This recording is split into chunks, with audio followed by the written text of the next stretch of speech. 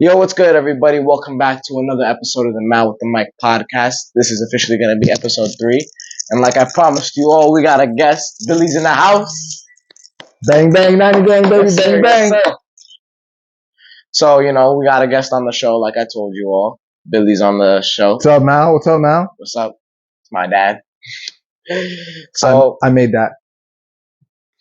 I think the best place to start is, how did you really become a Niners fan and what, 49ers fan. Honestly, we've been 49ers fan my entire life. There's never been anything else. No Giants, no Jets. From the 90s, from like the Joe Montana era. Joe Montana. Joe Montana. Joe Montana. Joe Montana. Joe Montana. That's the era. Joe Montana, Steve Young, Jerry Rice, John Taylor, Ricky Waters. Just crazy. I mean, then it evolved to like Terrell Owens and Deion Sanders and just crazy times, bro. Yeah, I mean, another guy you had was Dwight Clark in the 80s. Dwight Clark, you're talking about, I mean, that's before me. Well, I mean, that's like... That's before that's before I could understand football. Yeah, I mean, for me... No, you figure in the 90s, I was about... Middle school? About 10, 11 years old. 5th grade, 6th grade. I mean, that's when I started watching, personally. That's right. I started watching, first game I watched was Ravens-Niners. Mm-hmm. Game losing field goal. 2019. Yeah, 2019. Ravens beat us 20-17. By field goal. Yep, Justin Tucker. Niners were the top seed. Ravens were the top seed. And, we had Jimmy Trash Bags. Jimmy Trash Bags. First game I watched, Niners lose, not a great way to start off their resume with me, but, I think I think we've come a long way from there. Oh yeah, big time. And the Niners really, ignited my love, such a close game that I really enjoyed to see Deebo Samuel caught a touchdown in that game. Now I really like watching Deebo's game. You ever notice something about the 49ers? Like, obviously you can't please everyone, right? But have you ever noticed that more so than a lot of other teams in the league, majority of their players are genuinely happy? No, yeah, 100%. Like, you got guys like Kittle, Fred Warner. They love the organization. They love the organization. They love playing with the Niners. I think they all love Shanahan. I mean, I feel like the Niners have the longest tenured players. I mean, honestly, it goes back further than that too. Like, it's crazy. Like, like, I'm trying to think of one particular player where look at Sanders, right? Sanders, we had him for a year, 2 years? No, it was a year. No, for a year. It was half a year. Yeah, he came in. Mid-season trade. Yo, the guy fell in love with the 49ers. Yeah, you see a lot of guys that come to the Niners for a short amount of time. Richard Sherman. Yo, my boy hated the 49ers. Yeah, I mean, now he doesn't even consider himself a Seahawk. He considers himself a Niner. Have you ever watched his podcast? Yeah, he's always raving about the Niners. He's always rocking red and gold. Yeah. More than the Seahawks. Oh yeah, I love Richard Sherman. I mean, the way he played with the Niners was really great. Unbelievable. Yeah. And you're talking about he's old too. Yeah, towards the end of his tenure with San Fran, he did get a little bit of a slower start. But you know what's funny is, like, you watch a lot of the analytics aspects of CB, right? And even with his slower tempo defense, his zone coverage. Yeah, the way that he would pivot the receivers, or he would like clip them or nudge them, it balanced out the fact that he wouldn't be able to keep up. Yeah. And if you notice, a lot of times where he did miss, it was because they got away. Yeah, no. Like, if you were to put a speedy receiver on Sherman, I feel like that's where he starts to lose. But he'll get cooked. Yeah, but I feel like in his old age. Yeah, I love the way he played zone coverage specifically. Having knowledge of the game, I feel, is even almost just as important as the guy graduated from Stanford. Yeah, no. Oh. He's like super smart. Yeah. Super smart. Yeah. And that's another thing too. Like, I'm not saying all, because we got some hood rats on the Niners, sweethearts, but Yeah. eating squirrels and stuff, like those kind of players. Well, he's not there anymore. I know, I'm just saying. See him in New York. You can't catch him on the streets of Brooklyn. Yeah. But a lot of the 49ers are educated as hell, too. Yeah. Super educated. Cal Juszczyk. I feel like all these guys, you see it in the pressers. I feel like, when I be watching the Niners pressers. Yeah, very well put together, educated. Well spoken. Yeah, well spoken. Yeah. Juszczyk is Stanford. And no, is he Harvard or Stanford? I know him in CMC. No, CMC is Stanford. Juszczyk is Harvard. They have that rivalry. Yeah. So speaking on like different Niners players, who's your favorite Niners player? Of all time or right now? You can put of all time and right now. So of all time first, and why? Of all time, I mean, do I have to say Jerry Rice? Say Jerry Rice. What did you like about his game? Jerry Rice, I honestly, he's the Michael Jordan of football to me, bro. I swear. Like, that player where you see him fight through adversity, go crazy and just turn on the Jets. Yeah, I mean, I've seen different videos. It would be a tie between him and Steve Young. I mean, listen, Joe Montana's irrefutably one of the greatest quarterbacks ever. Like, severe GOATs. Like, you put him up against Tom Brady. I mean, he was Tom Brady's idol. Yeah. He was the Tom Brady before there was a Tom Brady. I mean, he was Tom Brady's idol. He was Tom Brady's,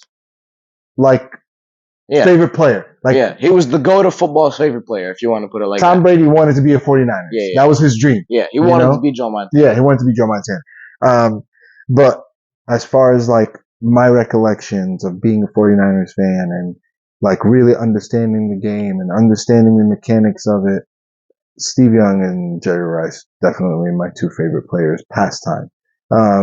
Present, it would be cliche to say CMC because CMC, we just got him recently, Mm-hmm.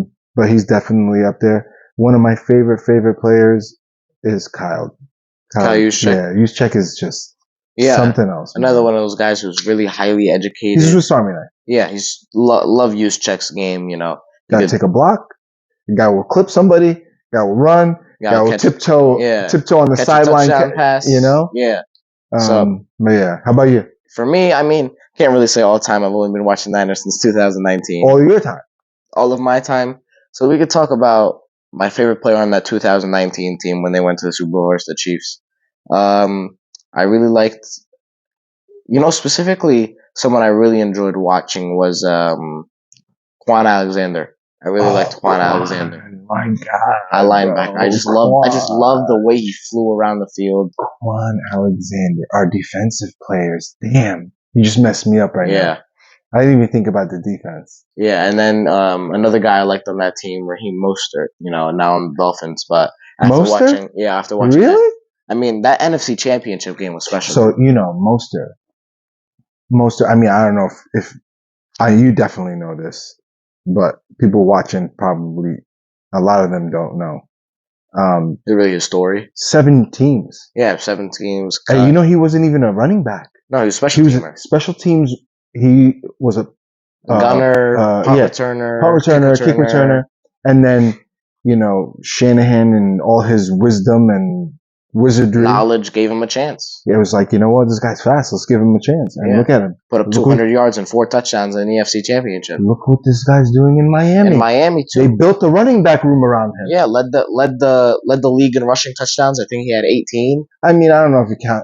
Listen, I'm not going to discount anything from him, but that game, he literally had 4 or 5 running touchdowns. Yeah, I mean, they won by 70-something points. Yeah, it was 70-20.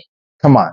Yeah, but still, that's a small percentage. That was a blowout. He was scoring touchdowns the whole year. I know. I'm just saying, like that helps you average. Yeah, 100%. You can't say, you led whatever, but yeah. And then my favorite, still great running back. Yeah. And then my favorite player from this team would probably have to be, I would say Purdy. But he's only been here. I thought you were gonna say BA. I love Brandon Ayuk. I mean, really love the way he plays. It would definitely have to be Purdy, Ayuk, and if I had to pick a player on the defensive side of the ball, I really love Fred Warner. I mean, he's the leader of that defense. He's the captain of that defense. Not Greenlaw? I love Greenlaw too, but Greenlaw with the torn Achilles, probably not going to see him this year. I mean, no. What are you talking about? Yeah, they signed the guy. Apparently, I know, but still, he'll be back. They want him, but there's pessimism. I saw there's pessimism that he will return for week 1. So I don't know. Yeah, I still think. Man, you messed me up with the defense. Was the defense about defense. So who's your favorite defensive player on the Niners in this current Patrick Willis team?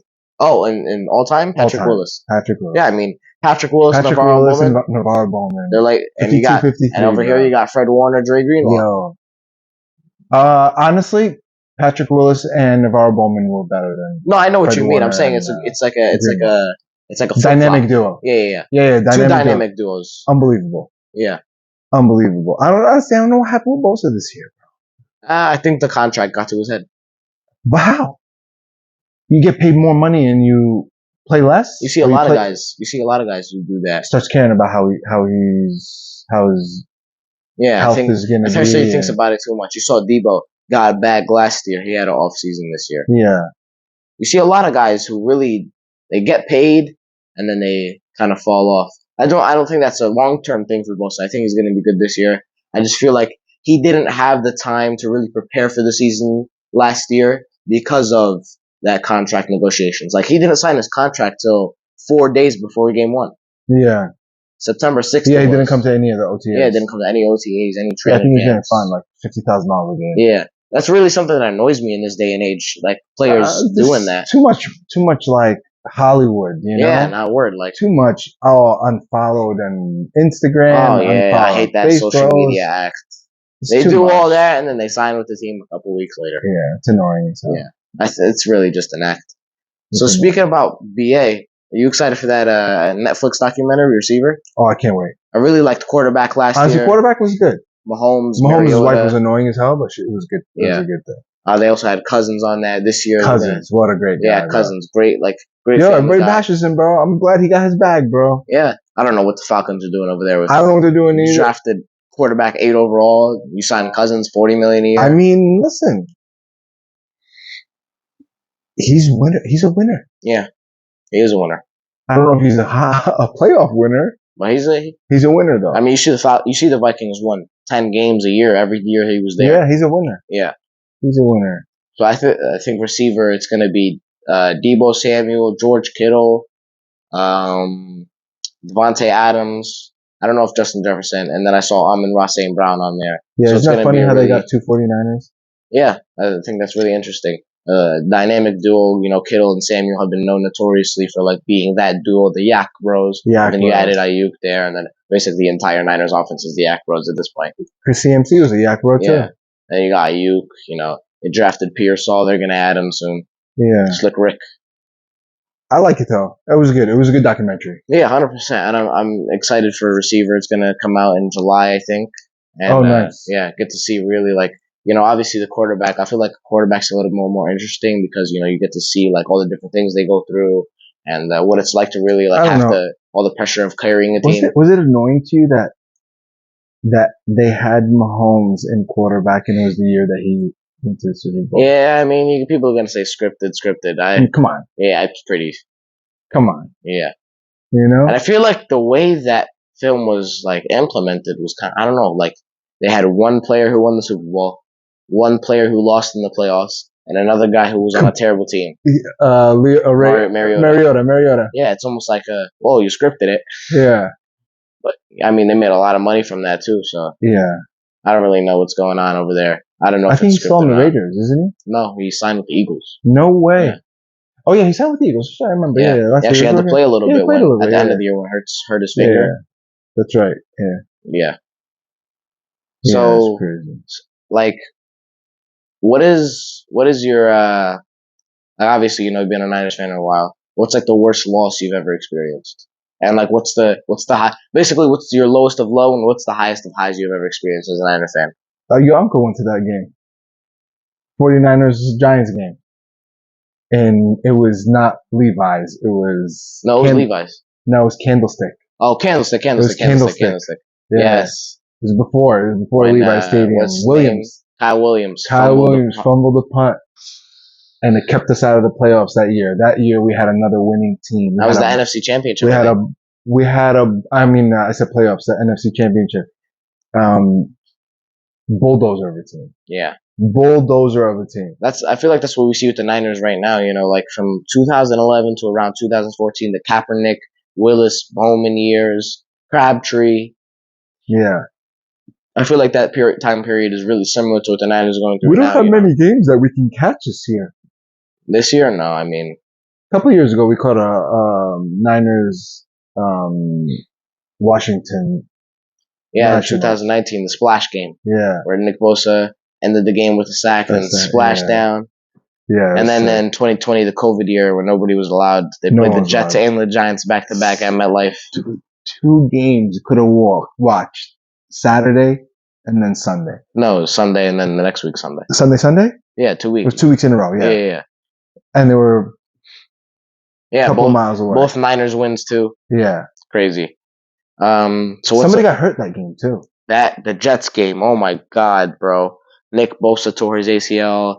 Jimmy Garoppolo ankle sprain. Raheem Mostert ankle sprain. Solomon Thomas tore his ACL. Yeah, that turf. I think they changed it this year. Yeah. And then you saw Rodgers tear his Achilles. Yeah. So what's the greatest moment you've ever experienced as a Niners fan? Greatest moment has to be winning the Super Bowl, right? Of course it does. But I can't even count that because it was so long ago. Yeah. One of my favorite wins was heavy snow, Lambeau Field. Divisional round. That game was crazy, bro. 49ers Packers were losing 10-3. Yeah, it was 10-3. And there was a muffed punt. It was a blocked punt. Jordan Willis blocked the punt up in the air right into Talanoa Hufanga's hands. Ready for a touchdown. Tying touchdown. And we won it with a field goal. Robbie Gould hit the game winner. Yep. Shocked. Good as gold. Yeah, shocked the entire crowd. That was special. That was one of my favorite games. I mean, we watched that game. I think we watched that game together. Yeah. Like the Niner game watched. No, here. Was it here? Yeah, it was here. It was here, yeah. Oh, yeah, it was here, yeah. Yeah, we had a couple. We had some good Niner Nation games. Yeah. Another game that me personally, so I'll talk about first. My favorite game that I've ever watched was, that NFC Championship game this year. The comeback was unbelievable. I've never really seen the Niners come back like that. They were down 24-7 at the half. I mean, before Purdy, there wasn't really much a comeback to Niners. Yeah. Jimmy Garoppolo, when he was down, we knew that was it. He was out. Niners strung. He started throwing interceptions, stumbling, and stumbled under pressure. Jimmy trash bags, bro. Yeah. That game right there, I mean, the amount of plays that the Niners had to string together to be able to pull that one out. I mean, we got the fumble on defense and the Ayuk bobble catch. That was nuts. Yeah, that was crazy. Kittle too. Kittle had one in the air. Yeah, no, he had it was a crosser, great crosser, crossing route. Got us a little closer. But I mean, that game was crazy. And then the worst loss was probably the Super Bowl. Yeah. I mean, the first one in 2019, I was a new fan, so I didn't really understand. That was painful. Yeah, that was. I mean that we were up. Lead. Yeah, this year we were up too, but this year, I mean, it wasn't really. I was just numb, man. I mean, like to be able to be up in the Super Bowl, losing overtime. I mean, it's such an idiotic decision to take the ball in overtime. I mean, that hurt. That hurt. Not only that hurt, it just. When you start hearing all the press afterwards saying, "Oh yeah, Kyle Shanahan didn't know what it was." Oh yeah, I tuned all that out. I tuned all that out. Come on, you had one job. Yeah, dude. You had one job. Yeah, crazy, bro. Crazy. Yeah, but I mean, Niners have a special place in my heart. I have a special place in my heart. Yeah, I love the Niners. We used to be a place in Paramus called Boomburger, and we went there one time with your uncles, and to watch a 49ers game, and it was like 50, 60 49ers fans. Then you're like, what the hell? Like you think you're the the only weirdos, quote unquote, Niner fan, and all the way in New Jersey on the other side of the U.S. Yeah. And you walk into this it was like a friggin' time warp. I swear. You're like, where the hell am I? In San Francisco? Exactly. The Niners are really a special team. To be able to watch the Niners growing up for me, I feel like they're just a team that's put so well together, and I really enjoy watching them. I think look at the players. Yeah, those players. Like I said, look at the players. A team that's put so well together, just like it's special to watch. They like you very, very rarely. I mean, obviously, no player of an organization is going to talk smack about their organization while they're there, while they're tenure there. But when you see and you hear how they talk, educated players, very, very super, super soft spoken. A lot of them extremely humble, care about each other, take care of each other. They're a unity. Unbelievable. They're a unit. Definitely, they're a unit. Yeah, no. That is. And then like no like. I can't say no egos completely because eventually something will creep in, but for the most part, like somebody, I mean, how many times have you seen Ayuk pancake somebody for CMC? Yeah, exactly. I feel like that's something you see a lot around the league, like problems within the locker room, problems, on the field. Yeah. But I feel like the Niners are really one of the only teams where you don't see any problems. It's just a bunch of guys who stick out there for each other. That's it. Yeah, exactly. Yeah, like I mean, look, I remember watching a game last season where Kittle had, I think, like 4 yards. But if you look at him, as far as blocking goes, every big blow up run or touchdown catch was on Kittle's block. He's in there. Exactly. I feel like that's something Niners do really well. Like the stat sheet doesn't matter at all. That's why everyone hates drafting the Niners for their fantasy team. I know. Oh my god, I made that mistake. Yeah, first year fantasy team. My first season of playing fantasy, so you remember, I drafted all the Niners, and what happened? Yeah, I got bombed. I was last place. Yeah, because the Niners, spread it out. Yeah, the Niners really spread the ball out. Just because you don't have the ball in your hands doesn't mean you can make a play with the ball, and I think that's something they really understand really well. Yeah, but I'm excited for this year. Yeah, are you excited for it? Yep, I think I'm ready. I think. You think we're gonna have a Super Bowl hangover? Nah. No. I think this is the year Niners are going to really lock in. What about you? You think we're going to keep Ayuk? I hope so. I hope so too. I think we will. I mean, it's going to be expensive. But I think he wants to stay. Yeah. I think he sees what CMC sees. He sees what Debo saw last year. He sees what Trent sees. You know, sees all these guys signing long-term extensions. I mean, when you have one of the biggest rivalries, right? Huge rivalries, 49ers Seahawks.